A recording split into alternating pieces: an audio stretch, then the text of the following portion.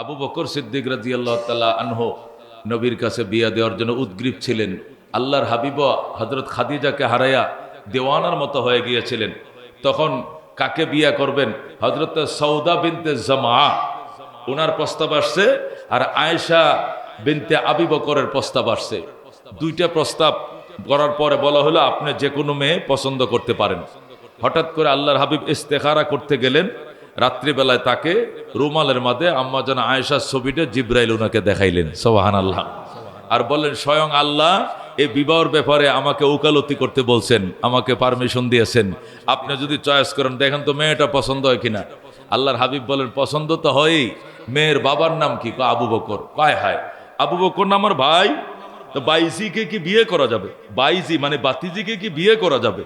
জিব্রাইল বলেন ভাই তো এটা আপন ভাই না, এটা দিনী ভাই। যেরকম সুবহানাল্লাহ, এটা দিনী ভাই, ইসলামী ভাই, ধর্মীয় ভাই।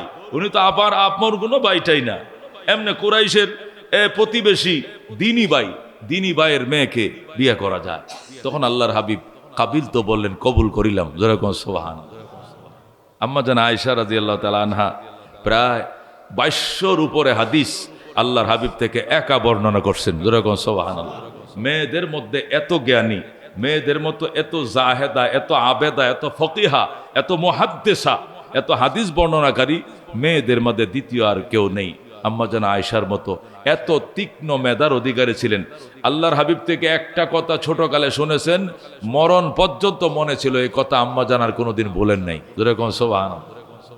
এই জন্য হযরতে আবু বকর রাদিয়াল্লাহু তাআলা আনহুর মেয়ে আয়েশাকে আল্লাহর হাবিব বিয়ে করছেন রূপ এবং লাবণ্যতার কারণে নয়, তার দ্বীনের কারণে। তার বাবার দিকে তাকায়া, আমার সারা জীবনের বন্ধু, আমার বাল্য বন্ধু, আমার হিজরতের সাথী, আমার গুহার সাথী, আমার সফরের সাথী, আমার রওজার সাথী, তার মেয়েকে বিয়ে করব না তা কাকে বিয়ে করব?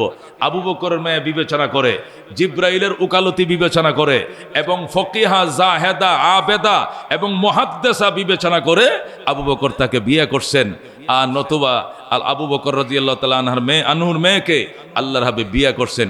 জৈবিক চাহিদা মেটানোটাই তার জীবনের প্রধান লক্ষ্য ছিল না। আজকাল দুনিয়াতে অনেকে বলে এরকম কুমারী মেয়েকে বিবাহ করতে হয় যার বয়স মাত্র 9। আর নবী আলাইহিস সালাম এত কম বয়সে মেয়েকে বিয়ে করলেন কেন? উনি নারী লুবি ছিলেন। যেরকম নাউজুবিল্লাহ মিন যালিক। আল্লাহর হাবিব সাল্লাল্লাহু আলাইহি ওয়াসাল্লাম নারী লুবি ছিলেন না। আল্লাহর হাবিব সাল্লাল্লাহু আলাইহি ওয়াসাল্লাম 11 জন বিয়ে করছেন। 11 জনের মধ্যে 10 জনে ছিল রারি বিধবা, একজনই ছিল শুধু কুমারী।